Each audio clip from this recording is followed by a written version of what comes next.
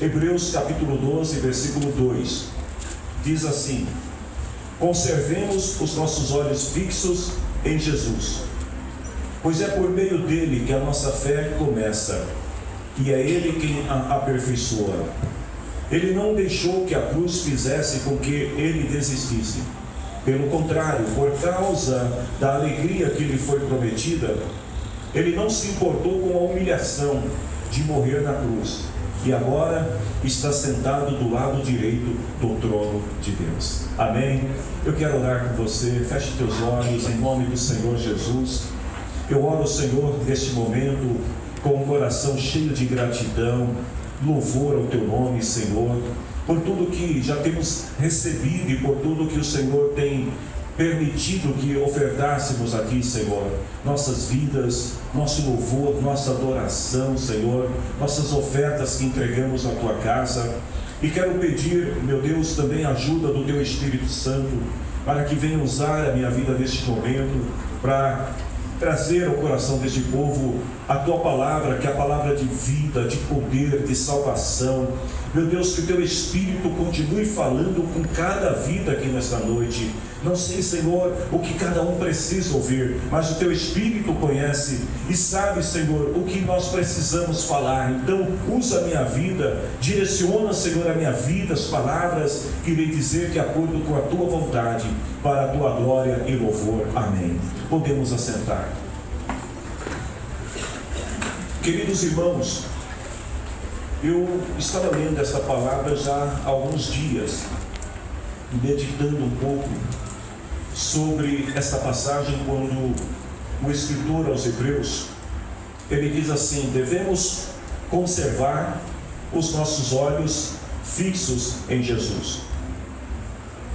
E o que nós podemos perceber é que, quando nós olhamos para Jesus, a gente vai descobrir que a alegria, como Paulo diz aqui, a alegria de Jesus, segundo a Bíblia, a Nova Bíblia Vida Portuguesa, diz que a alegria que ele sabia que teria depois, ou seja, essa alegria que envolve Jesus, é o grande segredo que o levou a ser capaz de suportar todas as aflições que ele passou, até mesmo o sacrifício de cruz. Jesus estava tomado por uma alegria tão grande, tão imensa sobre a eternidade. O escritor aos Hebreus diz assim: por causa da alegria que lhe foi prometida.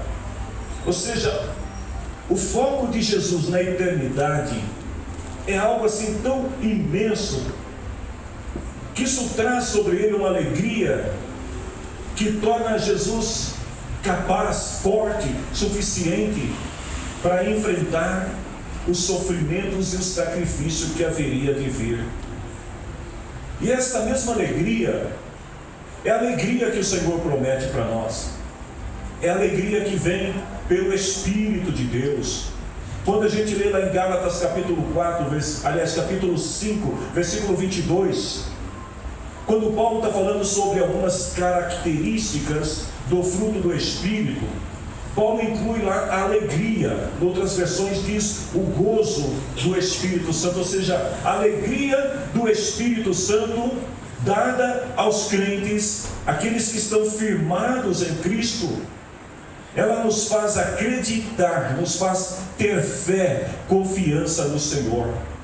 Note, queridos, que a alegria que o Senhor promete para nós não é a felicidade que o mundo oferece, porque a felicidade é um estado momentâneo, passageiro, mas a alegria de Deus no coração daquele que serve ao Senhor, que anda com o Senhor, ela é permanente, e ela é tão forte, tão poderosa, que Neemias, quando estava escrevendo, ou melhor, falando com o seu povo, lá em Neemias capítulo 8, versículo 10, ele fala assim: a alegria que o Senhor dará a vocês, fará com que vocês fiquem fortes. Ou seja, a alegria que o Espírito Santo proporciona na vida da pessoa que serve a Deus, torna a pessoa forte. O autor aos Hebreus, ele está dizendo, ensinando que nós devemos olhar para Jesus, ou seja, atentar para o exemplo de Jesus, a alegria de Jesus, que produz nele a fé, que vai torná-lo capaz de ir até o fim e enfrentar o sacrifício da cruz.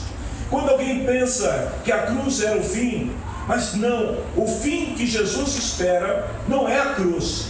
O fim que Jesus espera, o próprio escritor aos Hebreus aqui, ele diz assim, olha, lá no finalzinho do versículo, agora ele está assentado à direita do trono de Deus. Então qual que é a alegria que impulsiona Jesus? Qual que é a alegria que envolve Jesus? Não é a alegria de sofrer na cruz, mas é a alegria de saber que depois da cruz, ele se assentaria do lado direito de Deus em seu trono. Ou seja, esta alegria, ela trouxe a fé. A alegria de Jesus produziu a fé. E a alegria do Espírito Santo também produz a fé na vida do crente. Como assim, pastor?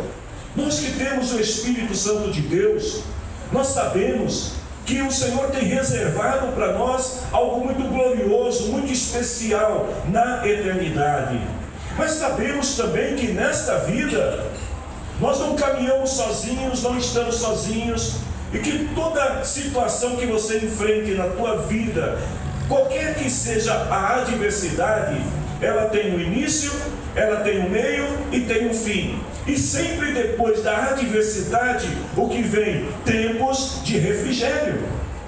E a alegria do crente não é passar pela luta. A alegria do crente é saber que depois da luta, ele vai conquistar a vitória, a bênção, a promessa de Deus sobre a sua vida. Se você puder, dá um toque no teu irmão e fala para ele assim, te alegra no Senhor, porque depois da luta virá a tua vitória, a tua recompensa.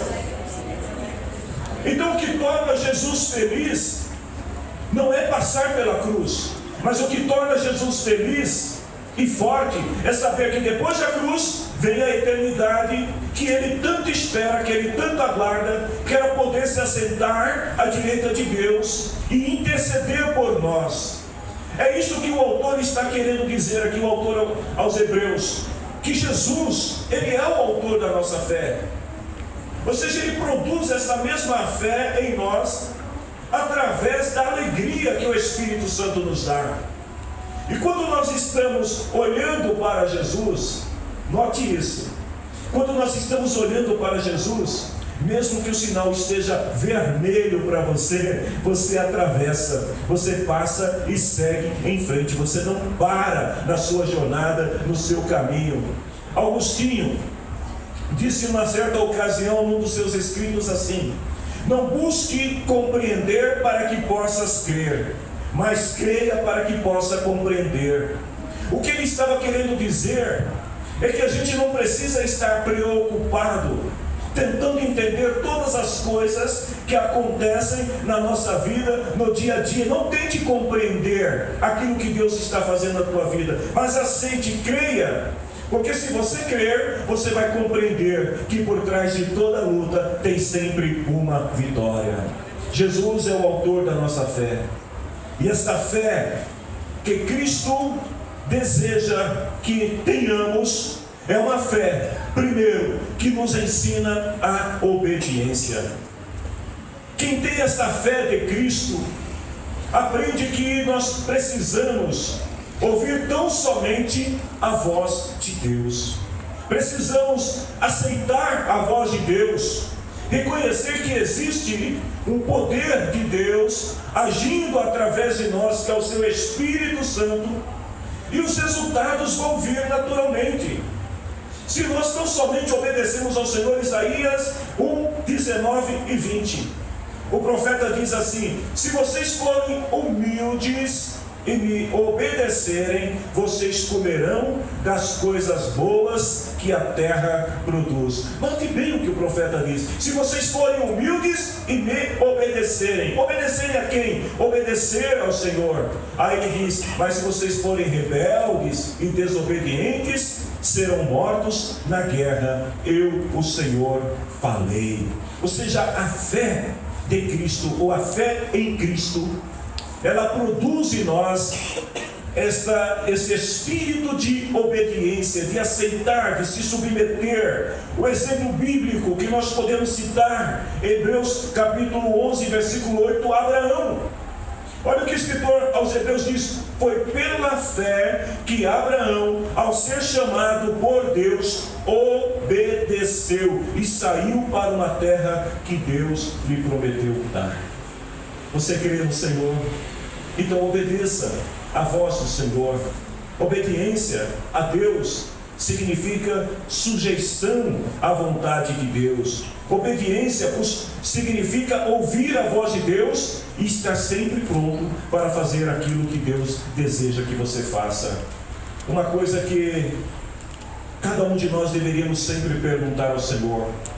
Eu penso que todos os dias, quando nós levantarmos pela manhã, a gente deveria ter esse cuidado de se apresentar diante do Senhor na oração e perguntar para Deus: Deus, o que o Senhor tem para a minha vida no dia de hoje?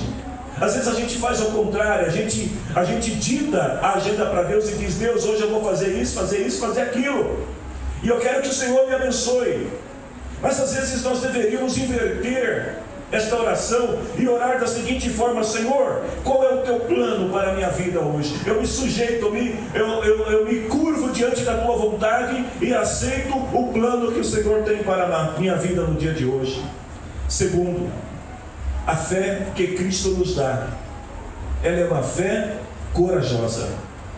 É uma fé que nos ensina a resistir ao medo. Salmos 46, versículo 1 até o versículo 3. Diz assim: quando Deus disse: Deus é o nosso refúgio. Aliás, quando o salmista disse: Deus é o nosso refúgio e a nossa força, socorro que não falta em tempo de aflição. Versículo 2: por isso, diz ele, não teremos medo, ainda que a terra seja abalada, ainda que as montanhas caiam nas profundezas do oceano. Versículo 3, ele repete e diz: não teremos medo, ainda que os mares se agitem e rujam e os montes tremam violentamente, nós não teremos medo. Por que não teremos medo? Porque o Senhor está do nosso lado, Ele é o nosso refúgio, Ele é a nossa fortaleza, Ele é o nosso socorro em tempos de aflição.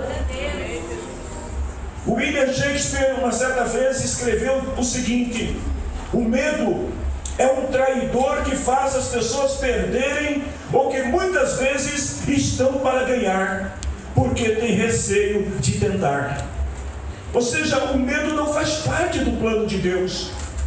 O medo, ele congela as pessoas. O medo paralisa as pessoas. O medo impede as pessoas até mesmo de tentar alguma coisa. E às vezes a promessa de Deus, a bênção de Deus está tão próxima da pessoa, mas o fato dela ter medo a impede de dar um passo em direção àquilo que Deus tem para ela. Às vezes a gente ouve vozes no ouvido, duas vozes comuns: a voz do medo e a voz da fé.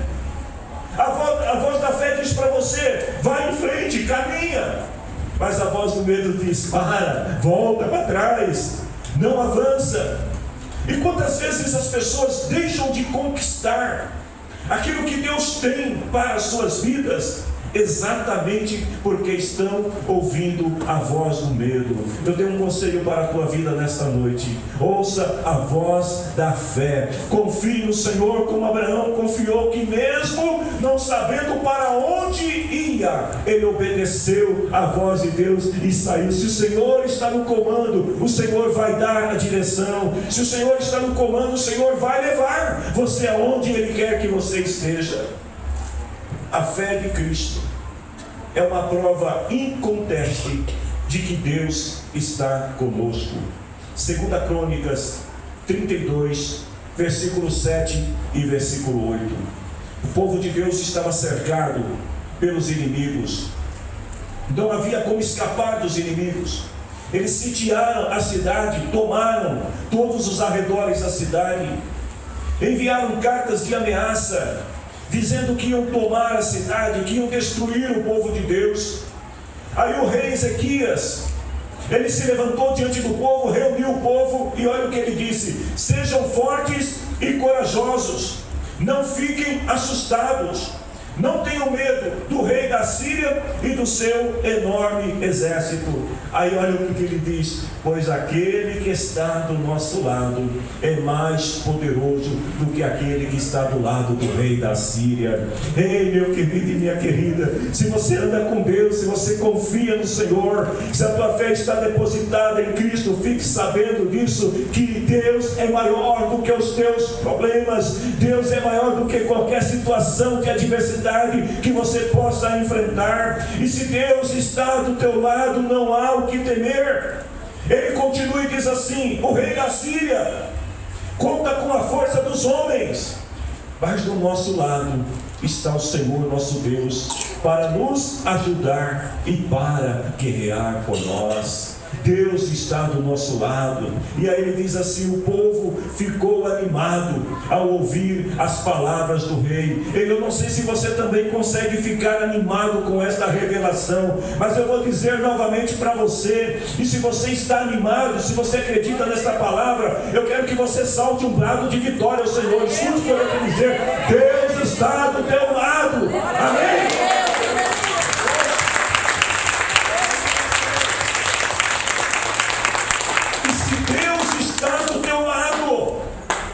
Deus vai lutar, Deus vai guerrear, Deus vai te ajudar, Deus vai te tomar pelas mãos, Deus vai te segurar. Quando a gente tem certeza que Deus está conosco, a gente vive animado, a gente tem paciência, a gente tem esperança no Senhor, porque sabe que a resposta vem de Deus. Você quer saber se alguém realmente confia no Senhor ou não confia em Deus? É só você olhar para dois cristãos que estejam passando por situações semelhantes. Você vai ver que aquele que confia em Deus está sempre alegre, está de bem com a vida. Às vezes vem para o culto, né? Faz uma caminhada longa, às vezes vem para o culto sem ter o que comer. Nós temos ouvido testemunhos aqui na quarta-feira, na noite de testemunho. Outro dia uma de nossas irmãs dizia aqui: olha, teve dias de estar em casa e não tinha nada para comer, só tinha o fubá, e aí a gente fazia uma festa e comia o fubá, feliz da vida. Porque quem está com Deus sabe que Deus está do nosso lado, que Deus vai guardar, que Deus vai proteger, que Deus vai dar vitória. Mas aquele que não tem essa fé, é qualquer coisa. Se faltar manteiga do pão, acabou o dia. Não, meu dia estragou hoje, não tem manteiga para passar no pão. Aí tem outro que quer requeijão. Ah, Senhor, sem requeijão não dá para ser crente desse jeito. Ei, escute! Confia no Senhor. Eu acho que um requeijão é muito pouco, é muito barato para roubar a tua salvação, para tirar a tua alegria. O arroz e o feijão é muito pouco para tirar a tua alegria, gente. Se hoje está difícil, fique sabendo que amanhã o Senhor fará proezas na tua vida. Só precisa confiar no Senhor, porque quem confia, como Abraão confiou no Senhor, vê as promessas de Deus se cumprindo na sua vida e na vida dos seus descendentes. A fé que Cristo dá ensina que o silêncio é a solução. Sabe, queridos, quem tem fé em Cristo não fica gritando aos quatro cantos e reclamando da vida. Quem tem a fé depositada em Cristo, a fé de Cristo, Cristo é o autor da fé. Então, se a gente tem essa fé de Cristo em nós, a gente não fica de todos os cantos dizendo: ah, eu estou triste, estou isso, eu estou aquilo. Não, eu estava lendo um artigo que contava uma história muito interessante. Numa peixaria, numa cidade praiana, tinha lá um grande peixe empalhado. O peixe estava na parede, um peixe grande. E todo mundo que chegava lá olhava e falava: uau, que peixão, que grandão. Mas alguém observou que embaixo daquele grande peixe tinha uma placa. E sabe o que estava escrito nessa placa? Se ele tivesse ficado de boca fechada, não estaria aqui hoje na parede. Tem muita gente, queridos, que acontece isso. Fica reclamando, fica falando. E a Bíblia diz que pelas nossas palavras nós seremos julgados. E às vezes acaba falando demais. mais quando Jesus, ele foi apresentado diante dos seus algozes. Ele estava tomado por uma alegria tão grande, que era a alegria da eternidade, que gerou a fé que ele nos dá gratuitamente, que quando ele é interrogado pelos seus algozes, sabe o que Jesus faz? Isaías 53:7, foi maltratado, mas aguentou tudo humildemente, e não disse uma só palavra. Ponto. Ficou calado, como um cordeiro que vai ser morto, como uma ovelha quando corta a sua lã. Jesus não abriu a sua boca. Eu quero te dizer nesta noite, se você é daquelas pessoas que aperta, grita, em nome do Senhor Jesus, mude a postura, porque senão você corre o risco de virar um peixe empalhado na parede, com uma lápide abaixo de você escrito, está na parede, porque não abriu, aliás, porque não fechou a boca. Jamais diga qualquer palavra que vai te custar mais caro amanhã. Não diga aquilo que você não quer dizer, apenas por dizer. A nossa língua, ela está a poucos centímetros do cérebro, é assim ou não é? Aliás, o cérebro está aqui, né? Aqui está o cérebro. Onde está a língua? Aqui, olha. São poucos centímetros distante do cérebro. Mas às vezes a gente deveria agir como se a língua estivesse quilômetros de distância do cérebro. Imagine que o cérebro está aqui, a língua está lá do outro lado, para dar tempo do pensamento fluir até lá e a gente pensar melhor naquilo que vai dizer. Tiago disse isso em Tiago 1,19. Lembre disso, meus queridos irmãos. Estejam prontos para ouvir, mas demore para falar. Ou seja, seja tardio. Não deixe que aquilo que chegou à mente, que aquilo que está na tua mente saia pela tua boca, sem antes consultar o Senhor, sem antes buscar de Deus a direção, porque às vezes os pensamentos vêm, floreiam a mente e a pessoa, pá, explode. E aí acaba dizendo coisas que pode te custar mais caro. A fé que Cristo dá nos ensina a ter silêncio. Silêncio em casa, silêncio no trabalho, silêncio nas escolas, silêncio na rua, silêncio em relação às pessoas com quem convivemos no dia a dia, porque às vezes uma palavra, depois de lançada, você não vai ter como alcançá-la. Depois de dita, queridos, por mais que você corra atrás, você nunca vai alcançar essa palavra e vai trazê-la de volta. Criar uma função agora no WhatsApp, apagar mensagem, essa eu não sei se ainda tem, eu nunca usei, mas eu sei que tem uma função no WhatsApp. Você manda mensagem para uma pessoa e aí você, puxa vida, não era isso que eu queria dizer. Você vai lá e rapidinho apaga para todos. Ei, no WhatsApp funciona assim, mas na vida real não é assim. Depois de falar, não tem como apagar. Então Tiago está dizendo, seja tardio para falar. A fé que Cristo dá é a fé que traz perseverança. Quando alguém não persevera, mesmo que a pessoa seja uma boa pessoa, mas quando não há perseverança, muitas vezes a pessoa acaba tendo mais prejuízos, mais danos do que o outro que nunca fez nada. Porque muitos problemas ocorrem no mundo, tem a sua origem onde? Na fraqueza dos bons e não na força dos fracos. Ou seja, a pessoa é como os cristãos que não perseveram na fé, na doutrina. Pessoas que muitas vezes acabam se omitindo em alguma situação, que acabam muitas vezes não se posicionando porque falta perseverança diante de Deus, diante da palavra do Senhor. A falta da perseverança de muitos cristãos tem trazido consequências graves, irmãos, nas instituições, na família, no governo, em todos os âmbitos, porque muitas vezes não perseveramos e a vontade de querer alcançar determinadas coisas pode levar você, pode levar alguém a sair do propósito de Deus. E às vezes Deus quer que você persevere um pouquinho mais na caminhada que Ele projetou para a tua vida. E quando isso não acontece, a gente deixa de perseverar. Mateus capítulo 9, versículo 13. Aliás, do versículo 9 até o 13. Jesus disse assim: todos vão odiar vocês por ser meus seguidores. E quando isso acontecer, muitos vão abandonar a fé. Por que as pessoas vão abandonar a fé? Porque não querem ser odiados pelos outros. Foi Jesus que falou isso. Olha, quando chegar esse tempo, as pessoas vão odiar vocês por serem meus seguidores. Mas aí ele diz: muitos abandonarão a fé, vão trair os outros, vão entregar os seus irmãos. Muitos vão deixar de continuar perseverando na fé verdadeira. Por quê? Porque não quer que alguém o odeie, não quer ser mal visto por alguém por ser cristão. Então vão abandonar a fé, vão abdicar a fé, vão abrir mão da fé, vão deturpar a fé. Jesus diz: olha, vão surgir falsos profetas, vão enganar muita gente. A maldade vai se espalhar tanto que o amor de muitos esfriará. Mas olha o que Jesus diz no final: quem ficar firme até o fim será salvo. A perseverança é que vai nos levar à salvação eterna, queridos irmãos. Não adianta a gente servir a Jesus tantos e tantos anos da vida e de repente, por alguma situação, não perseverarmos no Senhor, abandonarmos a fé, abdicarmos aquilo que o Senhor tem na nossa vida.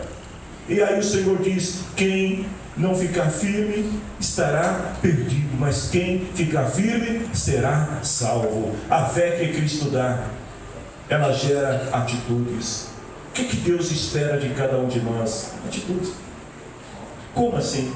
Um certo escritor por nome de Jonathan Winters, ele é escritor, mas é também um ator e comediante norte-americano. É um cristão, tá? Cadê ali está o Ali? Ele é comediante e é cristão, é um ator, né? É um homem de cinema, mas é um cristão. E ele disse certa feita o seguinte: eu não podia esperar pelo sucesso, então segui em frente sem medo. Ele tinha uma trajetória, precisava ter atitudes, e já que o sucesso não vinha, ele falou: vou continuar fazendo o que eu faço sem ter o sucesso. Moral da história, no final o sucesso chegou até ele. Tem uma passagem em João capítulo 5, versículo 8 e versículo 9, de um homem que estava sofrendo há 38 anos. Sabe por que esse homem sofria? Porque faltava atitudes. Ele estava do lado de um tanque chamado Betesda, ou em outras versões, Betesda.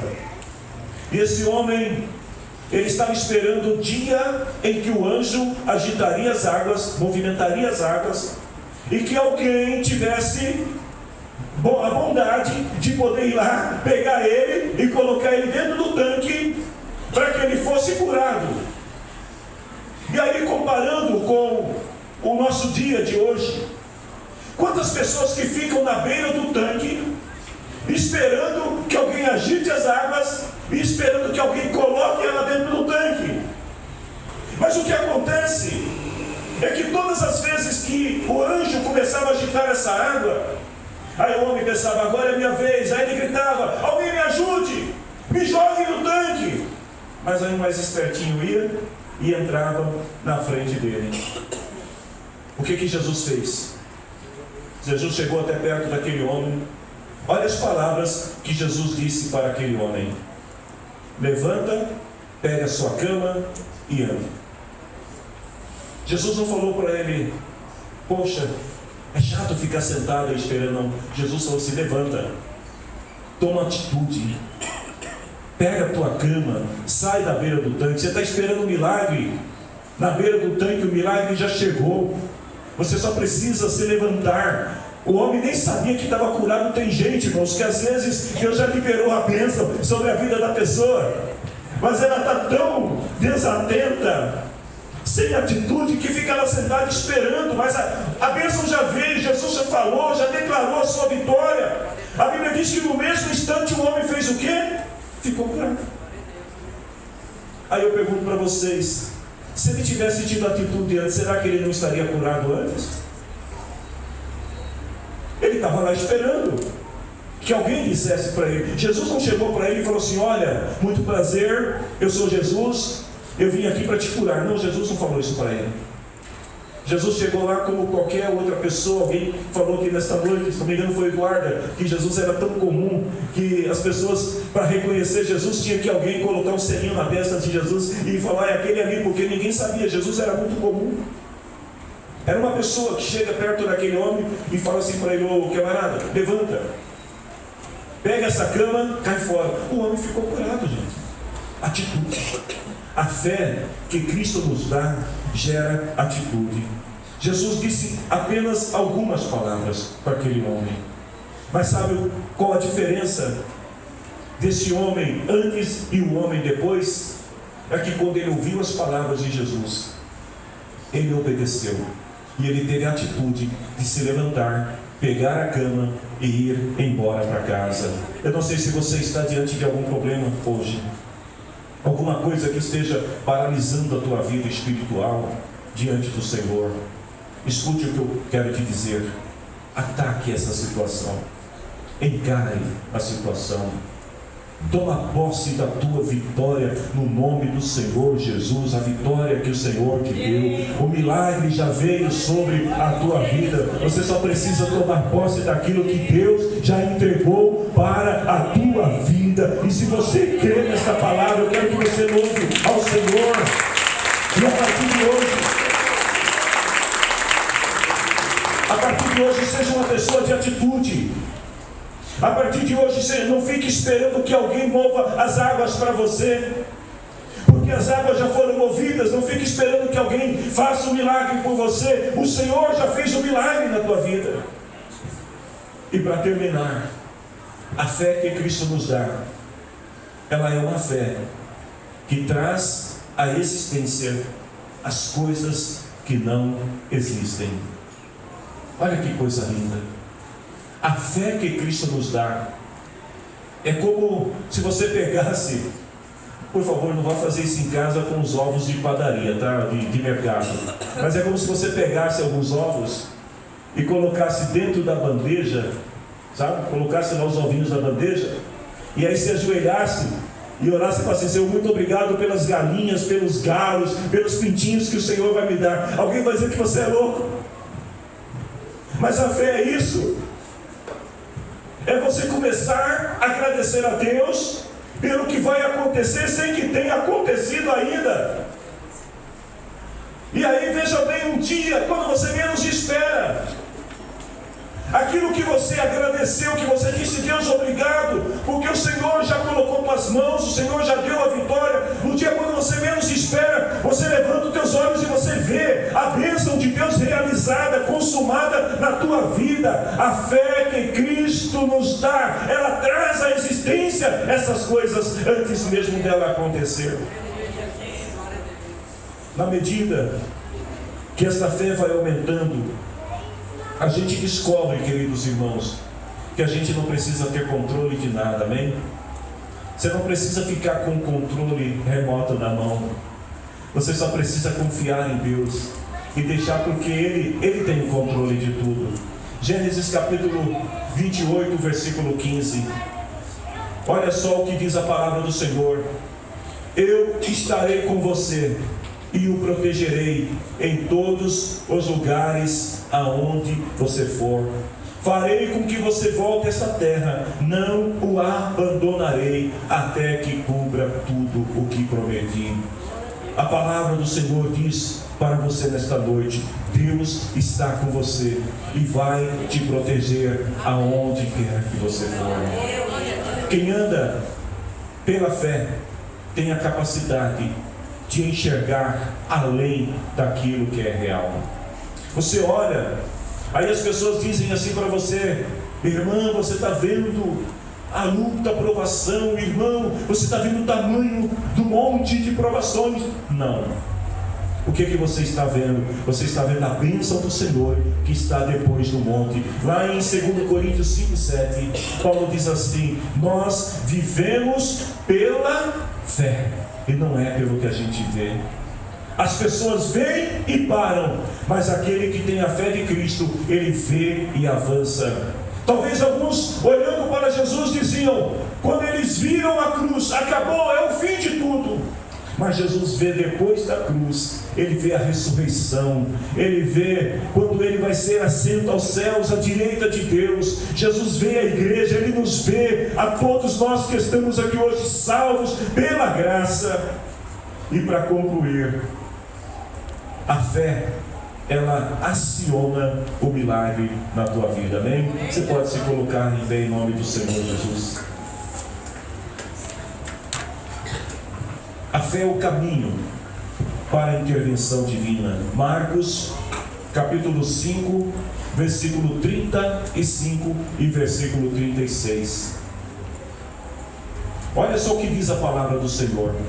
Jesus ainda estava falando quando chegaram alguns empregados da casa de Jairo e disseram para Jairo o seguinte: seu Jairo, a menina já morreu, não aborreça mais o mestre.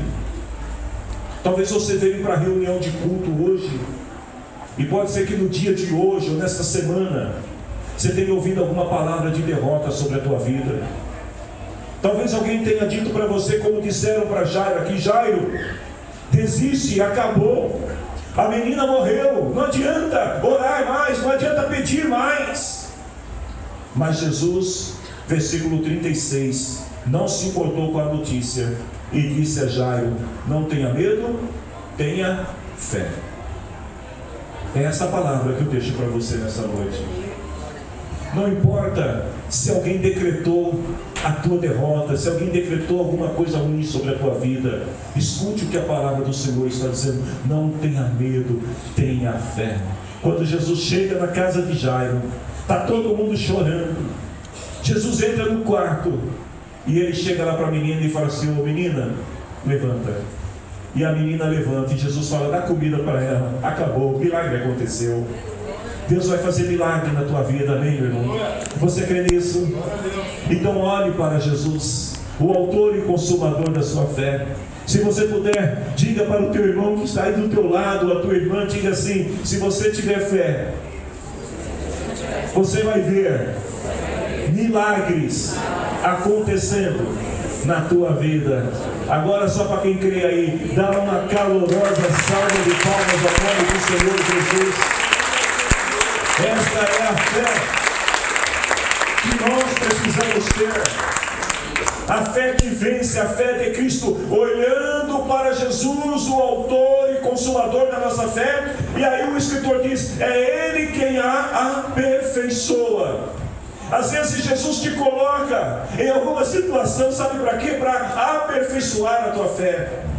Ele te coloca em determinados cenários só para exercitar a tua fé, para tornar esta fé mais poderosa, mais forte, mais valente, mais conquistadora, mais realizadora. Mas quando estamos em Cristo, Ele não somente aperfeiçoa a nossa fé, mas Ele garante o milagre àqueles que creem. Eu quero orar com você em nome de Jesus neste momento. Eu não sei como que anda a tua fé diante de Deus, mas nesta noite eu te convido a olhar para Jesus. Ei, não olhem para mim não, gente, por favor, porque a minha fé, ela é igual à tua fé. Mas olhe para Jesus, porque eu também estou olhando para Jesus. Quando nós olhamos para Jesus, a gente descobre que se Ele é o autor, então é Ele que tem o poder de dar mais fé ou de dar menos fé. É no limite de Jesus. Olhe para Jesus. Eu quero orar com você. Você pode fechar os teus olhos nesse momento. Aqui está, Senhor, a tua igreja. Senhor, eu não conheço a condição de vida de cada um dos teus filhos que se encontram aqui nesta noite, mas talvez alguns, Senhor, estejam precisando, Senhor, de uma reativação da sua fé. Talvez alguns, Senhor, estejam precisando hoje que o Senhor mova os seus corações, que o Senhor os leve a uma outra dimensão, de uma fé espiritual, de uma fé genuína, de uma fé, Senhor, gerada pelo Teu Espírito na vida do Teu filho e da Tua filha. Então eu peço agora, Senhor, em nome de Jesus, Aumenta, Senhor, a fé do teu povo. Senhor, aqueles que estão tão cansados e fracos na jornada, que às vezes estão como Pedro, que por um momento acreditam, confiam no Senhor, mas quando vêm as águas, são levados, são tomados por essas águas. Senhor, em nome de Jesus, toma pelas mãos hoje, Senhor.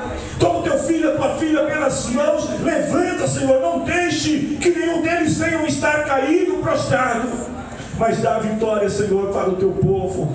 Porque é pelo Senhor que a nossa fé é aumentada, é pelo Senhor que a nossa fé é aperfeiçoada, e nós confiamos em Ti, em nome do Senhor Jesus. Ei, tenha fé em Deus, tenha fé em Deus. Se está te faltando fé hoje, busque em Jesus, Ele é o autor da fé. Peça ao Senhor, Ele vai te dar a fé que você precisa.